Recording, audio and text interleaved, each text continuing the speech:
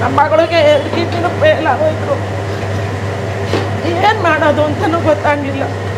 Doctor ನಿಮ್ಮ ತಾಯಿ ತಂದೆಲ್ಲ ಇದಾಗಬೇಕು, ಬೇರೆ ಆಗಲ್ಲ ಅಂದ್ಬಿಟ್ರು. ಕೊಳಂಬಿಲಿ ಏನು ಪ್ರಾಬ್ಲಮ್ ಅಂತ ಗೊತ್ತಾಗಲಿಲ್ಲ ಸರ್ ನಮಗೆ, ಏನಂತ ಗೊತ್ತಾಗಲಿಲ್ಲ. 2 ಕಿಡ್ನಿ ಪ್ರಾಬ್ಲಮ್ ಆಗ ನಂದಾಗಲಿ ಅವ್ರದ್ದಾಗಲಿ ಅಂದ್ಬಿಟ್ಟು ನಮ್ಮ ಬೆಡ್ ಅವ್ರಿಗೆ ಇದಾಗಲಿಲ್ಲ, ಅವ್ರ ಬೆಡ್ ಹೊಂದಾಣಿಕೆ ಆಗಿ 4 ವರ್ಷ ಆಯಿತು ಆಪ್ರೇಷನ್ ಆಗಿ. ಓಕೆ.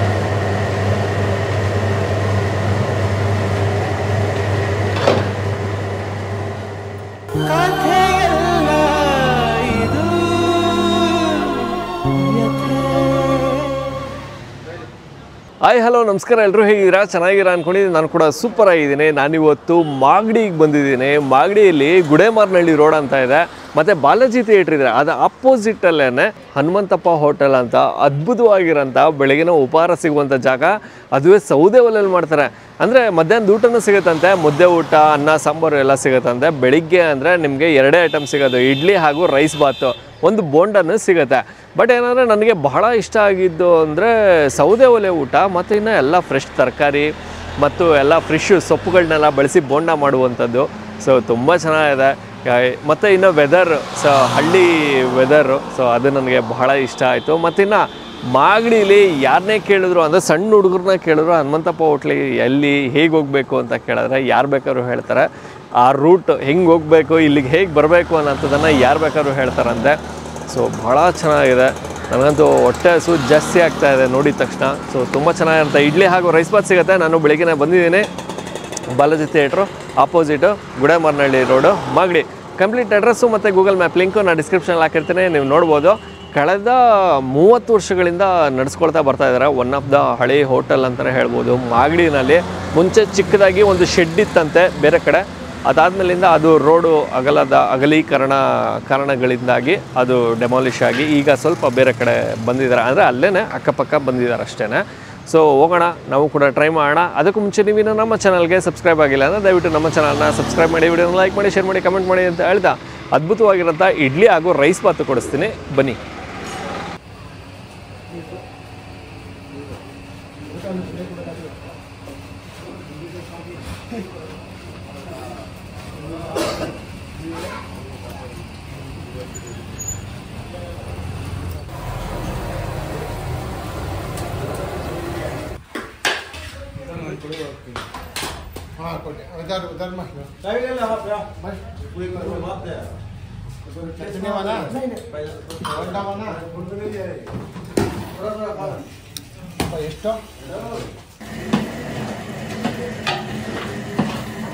ಸರ್ ನಮಸ್ತೆ. ನಮಸ್ತೆ ಅಮ್ಮ ನಮಸ್ತೆ. ನಮಸ್ತೆ ಅಮ್ಮ ತಮ್ಮ ಹೆಸರು? ಕುಮಾರಮ್ಮ. ಸರ್ ತಮ್ಮ ಹೆಸರು? ಹನುಮಂತಯ್ಯ ಸರ್. ಹನುಮಂತಯ್ಯ. ಸರ್ ನಿಮ್ಮ ಹೆಸರಲ್ಲಿ ಹೋಟ್ಲ್ ಇರೋದು? ನಮ್ಮ ಹೆಸರೆಲ್ಲ ಹೋಟ್ಲ್. ಓಕೆ ಸರ್, ಯಾವಾಗಿಂದ ಶುರುವಾಗಿದ್ದು ಹನುಮಂತಪ್ಪ ಹೋಟೆಲ್? ಸರ್ 1991ರಿಂದ ಸ್ಟಾರ್ಟ್ ಆಗಿದೆ ಸರ್. 32 ವರ್ಷ ಆಯಿತು ಸರ್. ಸರ್ ಏನೇನೆಲ್ಲ ಸಿಗುತ್ತೆ ಸರ್? ಬೆಳಗ್ಗೆ ಇಡ್ಲಿ ಸಿಗುತ್ತೆ, ಪಲಾವು ಡೈಲಿ ರೈಸ್ ಐಟಮ್ ಒಂದೊಂದು ಸಿಗುತ್ತೆ. ಆಮೇಲೆ ಬೋಂಡಾ ಬಜ್ಜಿ ಡೈಲಿ ಒಂದೇ ಐಟಮ್ ಯಾವುದಾದ್ರೂ ಒಂದು ಮಾಡ್ತೀವಿ. 3 ಬಜ್ಜಿನ ಇಲ್ಲ ಬೋಂಡನ ಮಾಡ್ತೀವಿ. ಡೈಲಿ ಒಂದೇ ಐಟಮ್ ಮಾಡೋದು, ಅಂದರೆ ಚೇಂಜ್ ಆಗ್ತಾ ಇರ್ತದೆ. ಮಧ್ಯೆ ರೈಸ್ ಬಾತ್ ಚೇಂಜ್ ಆಗುತ್ತೆ, ಬೋಂಡಾ ವಡೆನೂ ಚೇಂಜ್ ಆಗ್ತಾ ಇರ್ತದೆ. ರೆಗ್ಯುಲರ್.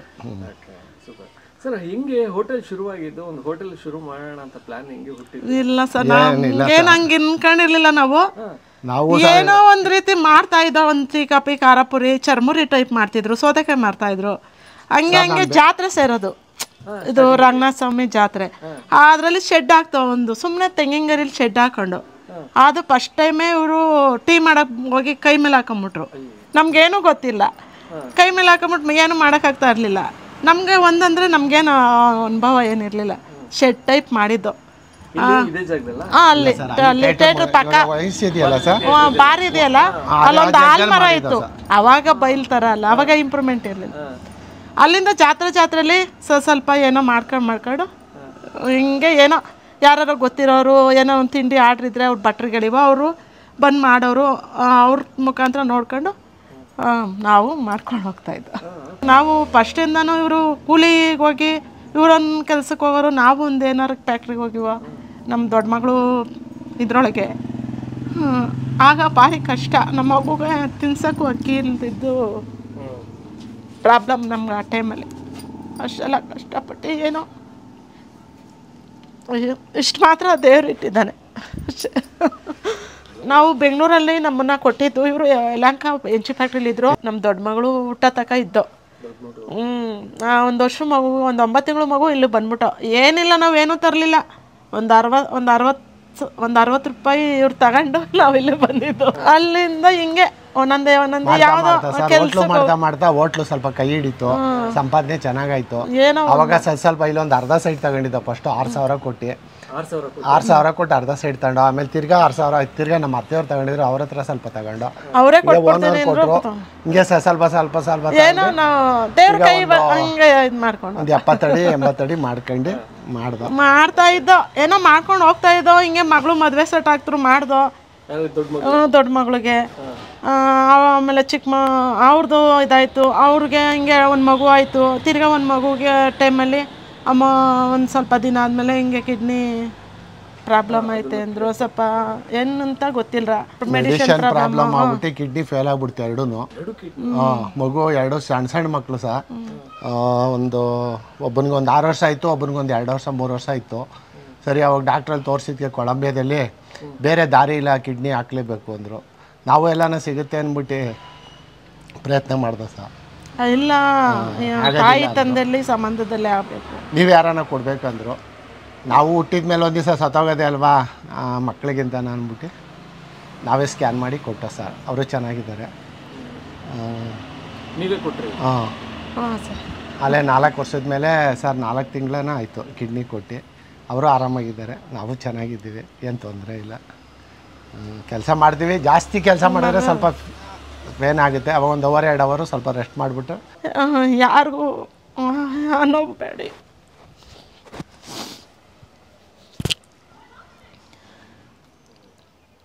ಯಾವ ಹೆಸರಿಗೂ ಬೇಡಿ ನೋವು. ಯಾಕೆಂದರೆ ಏಜ್ ಆದಮೇಲೆ ಆಗೋದು ಸಹಜ ಅಲ್ವರ. ಚಿಕ್ಕ ಮಕ್ಕಳಲ್ಲೇ ಮಗಳಂಗೆ ಆಯಿತು ಅಂದಾಗ ಮಕ್ಕಳನ್ನ ನೋಡೋದೇ ಹಂಗೆ 2 ಹೆಣ್ಮಕ್ಳು ಮದುವೆ ಮಾಡಿಕೊಟ್ಟಿದ್ದೀವಿ ಸರ್. ಏನು ತೊಂದರೆ ಏನಿಲ್ಲ ಸರ್, ಚೆನ್ನಾಗಿದ್ದೀವಿ. ಹೋಟ್ಲು ಇದೆ, ಜಮೀನಿದೆ, ಮಾಡೋಕೆ ಕೆಲಸ ಅದೇ ಸ್ವಲ್ಪ ರಿಸ್ಕ್. 3 ಎಕರೆ ಜಮೀನಿದೆ ಸರ್. ಅಲ್ಲಿ ಬೋರ್ ಹಾಕಿದ್ದೀವಿ, ತೆಂಗಿನ ಗಿಡ ಕಟ್ಟಿದ್ದೀವಿ. ಈಗ ಹೊಲ ಕುಯ್ತಾ ಇದ್ದಾರೆ, ಹೊಲ ಕುಯ್ತಾ ಇದ್ದಾರೆ, ಕಟ್ಟೋರು ಕಟ್ತಾ ಇದ್ದಾರೆ, ಮೆದೆ ಹಾಕೋರು ಆಗ್ತಾ ಇದ್ದಾರೆ. ಕೆಲಸ ಅಲ್ಲಿ ಹೇಳಿದ್ದೀವಿ ಸರ್. ಮಗ್ಳಲ್ಲಿ ಯಾರೋ ಇದ್ದಾರೆ ಅಣ್ಣವ್ರು, ದೊಡ್ಡಪ್ಪನ ಮಗ, ಅವ್ರಿಗೆ ಹೇಳಿದ್ದೀವಿ ಏನು ಖರ್ಚು ಇರ್ತಾ ಕೊಟ್ಟು ಬರ್ತೀವಿ, ಮಾಡ್ತಾರೆ. ನನಗೆ ಬಹಳ ಇಷ್ಟ ಆಗಿದೆ ಏನಂದ್ರೆ ಈ ಏಜಲ್ಲೂ ಮಾಡ್ತಿದ್ದೀರಲ್ಲ ಮಕ್ಕಳು ಮದುವೆ ಆಗಲ್ಲ ಸರ್. ಆದ್ರೆ ಮಗನ್ಗೊಂದು ಮದುವೆ ಮಾಡ್ತಾರೆ ಅಂತ ಒಂದ್ ಕಡೆ ಕೂರ್ದೆ ನೀವು ಈಗಲೂ ಮಾಡ್ತೀರ. ಮಗನ್ಗೊಂದು ಮದುವೆ ಜನ ಸರ್ ಒಂದು ಒಳ್ಳೆ ಅಭಿಪ್ರಾಯ ಮಾಡಿ ನೋಡಿದ್ರಲ್ಲ, ರೆಡಿ ಆಗದೆ ತಡ. ನಮ್ಮನ್ನ ಕೇಳೋದೇ ಬೇಡಿ ನೀವು. ಎಲ್ಲ ನಾವು ಕೇಳಿ ಎಲ್ಲಿ ಊಟ ಚೆನ್ನಾಗಿ ಸಿಗುತ್ತೆ, ಎಲ್ಲಿ ಚೆನ್ನಾಗಿರುತ್ತೆ ಅಂದ್ರೆ ಬಾಲಾಜಿ ತಗೊಂಡೋಗಿ ಅಂತಾರೆ. ಒಂದು ಗಾಡಿಯವ್ರ ಪಡಿಯವ್ರು ಕೇಳಿದಾಗ ನಿನ್ಸಿ, ಈಗ ಏನೋ ನೀವೇ ಬಂದಿರ್ತೀರ, ಎಲ್ಲಿ ತಿಂಡಿ ಎಲ್ಲ ಐತರ ಹೋಟೆಲ್ ಇಲ್ಲಿ ಒಂದು ಒಳ್ಳೆ ಹೋಟ್ಲ್ ಹೇಳಿದ್ದಾರೆ, ಹನುಮಂತಪ್ಪ ಹೋಟ್ಲಿಗೆ ಹೋಗಿ ಸೌದೆ ಒಲೆ ಊಟ ಸಕ್ಕಲ ಮಾಡ್ತಾರೆ. ಅದ್ಭುತವಾಗಿರಂತ ಊಟ ತಿಂಡಿ ಸಿಗಂತ ಜಾಗ ಅಂತ ಹೇಳ್ತಾರೆ. ಏನೋ ಸರ್ ನಮ್ಗೆ ದೇವ್ರೆ ಮುದ್ದೆ ಎಲ್ಲ ಮಾಡ್ತಾ ಇದ್ದ ಸರ್.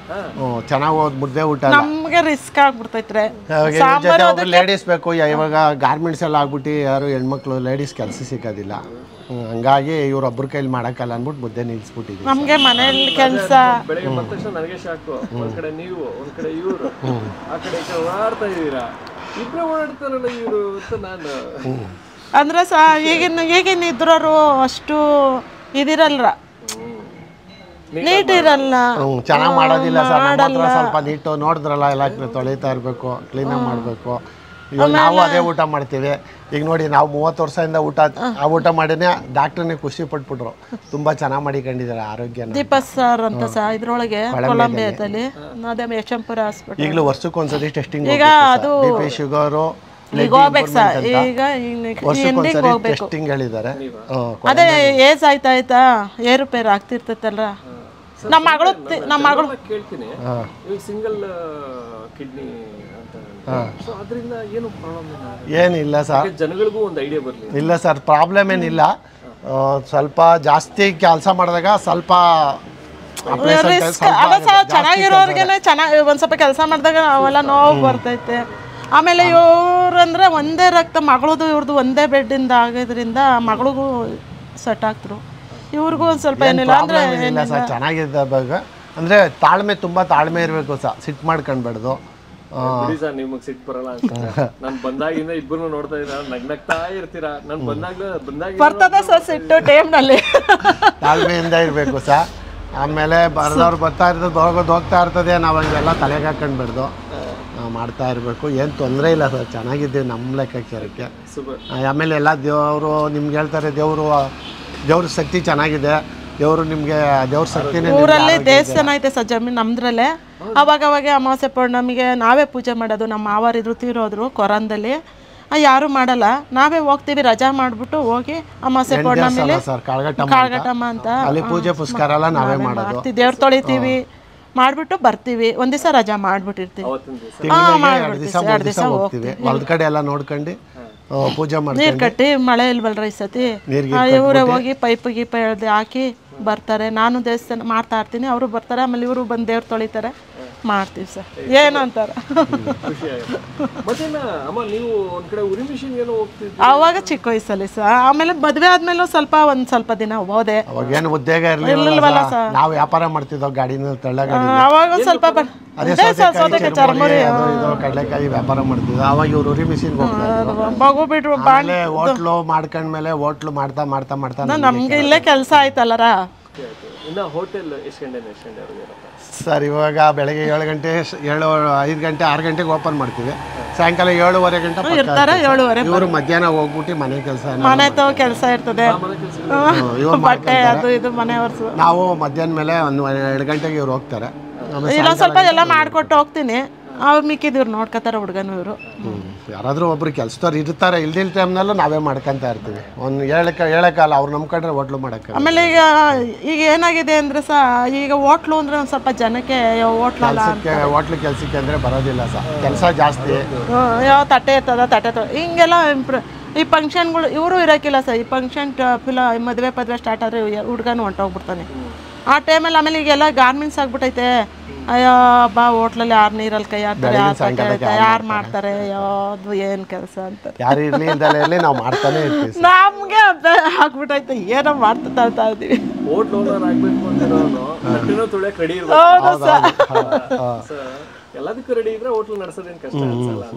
ಎಲ್ಲ ರೆಡಿ ಇರಬೇಕು ಸರ್, ಪ್ರತಿಯೊಂದಕ್ಕೂ ರೆಡಿ ಇರಬೇಕು, ಆವಾಗ ಹೋಟ್ಲು ನಡೆಸ್ಬೋದು ಸರ್. ಅಂದರೆ ನಂಬಿಕೆ ಇಟ್ಟು ಮಾಡ್ಕೊಂಡು ಹೋದ್ರೆ ಪರವಾಗಿಲ್ಲ ಸರ್, ಮಾಡಬೇಕು ಸರ್. ಒಳ್ಳೆ ರೀತಿ ನೀಟಾಗಿ ನಮ್ಮ ಮನೆ ಊಟನ ನಮ್ಮ ಅಡಿಗೆ ನಮ್ಮ ಕ್ಲೀನಾಗೂ ಮಾಡಬೇಕು ಸರ್. ಕ್ಲೀನಾಗಿ ಮಾಡಿದ್ರೆ ಅದು ಕೈ ಬೈ ಹತ್ತದು, ಆರೋಗ್ಯ ಚೆನ್ನಾಗಿರ್ತದೆ. ಬೇರೆಯವ್ರಿಗೂ ನಾವು ಎಷ್ಟೋ ಮನಸ್ಸಲ್ಲಿ ಒಳ್ಳೆ ತಂದಲ್ಲಿ ಅಡಿಗೆ ಮಾಡ್ತೀವಿ, ಅದು ದೇವರು ಅಷ್ಟೇ. ದೇವ್ರು ಇವಾಗ ಊಟ ಮಾಡಿ ಆಚೆ ಹೋಗ್ಬೇಕಾದ್ರೆ ಪರವಾಗಿಲ್ಲಪ್ಪ ಒಳ್ಳೆ ಊಟ ಕೊಟ್ಟ, ಚೆನ್ನಾಗಿತ್ತು, ಖುಷಿಯಾಗಿ ಹೋದ್ರೆ ಅದೇ ಒಂದು ಆಶೀರ್ವಾದ ಸರ್. ಸರ್ ಮಾಗಡಿಯಿಂದ ಹೊಸಪೇಟೆ ಗೇಟಿಂದನೂ ಬರ್ಬೋದು, ಟೌನಿಂದನೂ ಬರ್ಬೋದು, ಈ ಕಡೆ ಗುಡಮನಹಳ್ಳಿ ಹಿಂಗ್ ಬಂದ್ರೆ ಹಿಂಗ್ ಬರ್ಬೋದು ಸರ್. ಗುಡಮನಹಳ್ಳಿ ಥಿಯೇಟರ್ ಅಂತ ಕೇಳಿದ್ರು ಹೇಳ್ತಾರೆ ಸರ್. ಅಪೋಸಿಟ್ ಅಲ್ಲಿ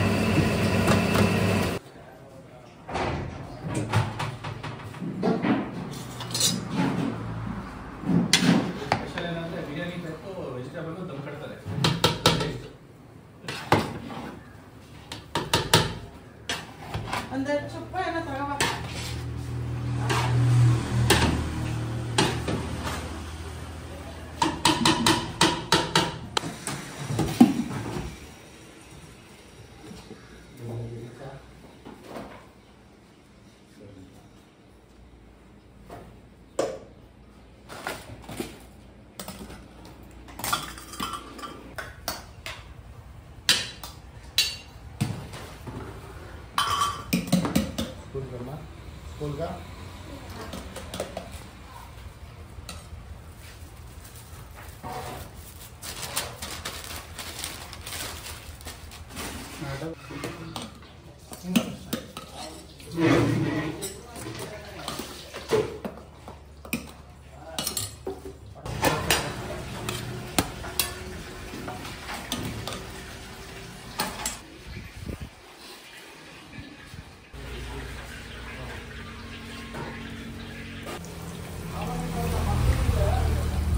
ಎಷ್ಟು ಸೌದೆ ಬೇಯಿಸಿದೀವ ಸಹ ನಾವು.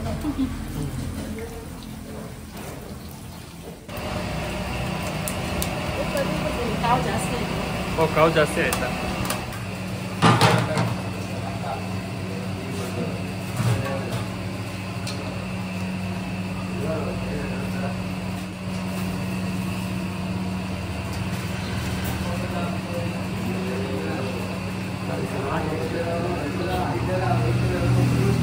ಹನುಮಂತಪ್ಪ ಹೋಟೆಲ್ನಲ್ಲಿ ನಾವು ಮೊದಲನೇದಾಗಿ ತೊಗೊಂಡಿರುವಂಥದ್ದು ಇಡ್ಲಿ. ಹೈವೆ ಅಲ್ವಾ, ಸೌಂಡ್ ಜಾಸ್ತಿ. ಇಡ್ಲಿ ತೊಗೊಂಡಿದ್ದೀವಿ, ಬಿಸಿ ಇಡ್ಲಿ ಇದೆ, ಹಾಗೂ ಬಿಸಿ ಬೋಂಡ ಬೇರೆ ಇದೆ. ಸೌದೆ ಒಲೆಯಲ್ಲಿ ರೆಡಿಯಾಗುವಂಥದ್ದು. ಸೊ ತುಂಬ ಚೆನ್ನಾಗಿರುತ್ತೆ. ಮತ್ತು ಇನ್ನು ಗಟ್ಟಿ ಚಟ್ನಿ ಕೂಡ ಕೊಟ್ಟಿದ್ದಾರೆ. ಗಟ್ಟಿ ಚಟ್ನಿ ಅಂತಲೂ ಸಿಗುತ್ತೆ, ತೆಳು ಚಟ್ನಿನೂ ಸಿಗುತ್ತೆ. ತೆಳು ಚಟ್ನಿ ಅಂದಾಗ ತೀರಾ ತೆಳುವೇನಲ್ಲ, ಅದು ಕೂಡ ಸ್ವಲ್ಪ ಗಟ್ಟಿನೇ ಇರುತ್ತೆ. ಮೊದಲನೇದಾಗಿ ಬೋಂಡ ನೋಡಿ ಹೇಗಿದೆ.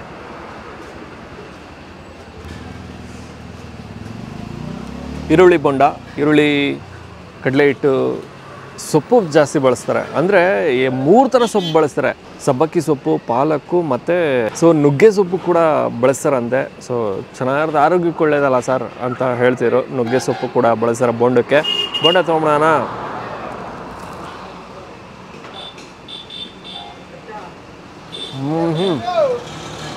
ಏನು ಗೊತ್ತಾ, ಆ ಈರುಳ್ಳಿ, ಆ ಸಿಹಿ ಅದು ನಿಮಗೆ ಬಹಳ ಇಷ್ಟ ಆಗುತ್ತೆ. ಸೊಪ್ಪೆಲ್ಲ ಬಳಸಿರ್ತಾರೆ, ಆರೋಗ್ಯಕ್ಕೂ ಕೂಡ ತುಂಬ ಒಳ್ಳೆಯದು. ತದನಂತರದಲ್ಲಿ ಬಿಸಿ ಇಡ್ಲಿ ಮಾತ್ರ ಅಲ್ಟಿಮೇಟಾಗಿ ಕಾಣಿಸ್ತಾ ಇದೆ. ಚಿಕ್ಕ ಇಡ್ಲಿ ಸಿಗುತ್ತೆ, ತಟ್ಟೆ ಇಡ್ಲಿ ಏನೂ ಸಿಗೋದಿಲ್ಲ ನಿಮಗಿಲ್ಲಿ. ಈ ಥರ ಚಿಕ್ಕ ಇಡ್ಲಿ ಸಿಗುತ್ತೆ. ಸೊ ಗಟ್ಟಿ ಚಟ್ನಿ ಹಾಗೂ ಇಡ್ಲಿ.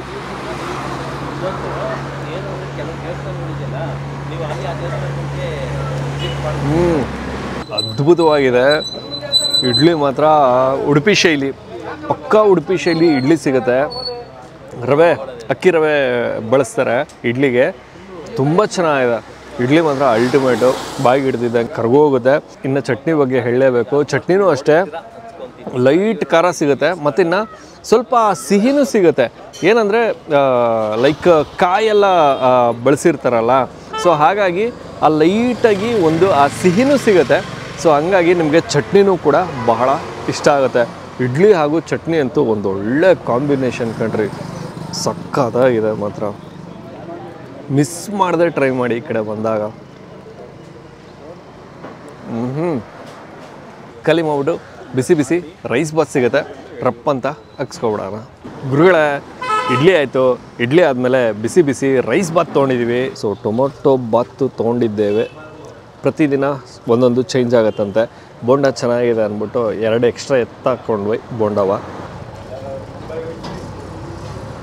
ಏನಂದರೆ ಅತಿ ಹೆಚ್ಚಿನ ಆಡಂಬರ ಇಲ್ಲ. ಸೊ ಲೈಟ್ ಮಸಾಲೆ, ತೀರಾ ಲೈಟು. ನಾವು ಲೈಟ್ ಮಸಾಲೆ ಅಂತೀವಲ್ಲ, ಅದಕ್ಕಿಂತ ಇನ್ನೂ ಕಡಿಮೆ, ಒಂದು ಲೆವೆಲ್ ಕಮ್ಮಿನೇ ಇದೆ ಮಸಾಲೆ. ಅತಿ ಹೆಚ್ಚು ಇಲ್ಲವೇ ಇಲ್ಲ ಅನ್ಬೋದು. ತುಂಬ ಚೆನ್ನಾಗಿದೆ, ತೀರಾ ಕಮ್ಮಿ ಮಸಾಲೆ ಬಳಸಿದ್ದಾರೆ. ಚೆನ್ನಾಗಿದೆ, ನನಗಂತೂ ಬಹಳ ಇಷ್ಟ ಆಯಿತು. ಇನ್ನು ಟೊಮೊಟೊ ಹಣ್ಣು ಬೇರೆ ಬಳಸಿರ್ತಾರೆ, ಲೈಟಾಗಿ ಒಂಚೂರು ಹುಳಿ ಸಿಗುತ್ತೆ. ಸೂಪರ್, ರೈಸ್ ಕ್ವಾಲಿಟಿ ಮಸ್ತಿದೆ. ಓಕೆ, ನಾನು ಈ ವಿಡಿಯೋನ ಇಲ್ಲಿಗೆ ಎಂಡ್ ಮಾಡ್ತಾಯಿದ್ದೀನಿ. ಮತ್ತೊಮ್ಮೆ ನಾನು ನಿಮ್ಮನ್ನು ನೆಕ್ಸ್ಟ್ ವಿಡಿಯೋದಲ್ಲಿ ಭೇಟಿ ಮಾಡ್ತೀನಿ. ಅದಕ್ಕೂ ಮುಂಚೆ ನೀವು ನಮ್ಮ ಚಾನಲ್ಗೆ ಸಬ್ಸ್ಕ್ರೈಬ್ ಆಗಿಲ್ಲ ಅಂದರೆ ದಯವಿಟ್ಟು ನಮ್ಮ ಚಾನಲ್ನ ಸಬ್ಸ್ಕ್ರೈಬ್ ಮಾಡಿ, ವಿಡಿಯೋನ ಲೈಕ್ ಮಾಡಿ, ಶೇರ್ ಮಾಡಿ, ಕಮೆಂಟ್ ಮಾಡಿ ಅಂತ ಹೇಳ್ತಾ ನೆಕ್ಸ್ಟ್ ವಿಡಿಯೋದಲ್ಲಿ ಭೇಟಿ ಆಗೋಣ.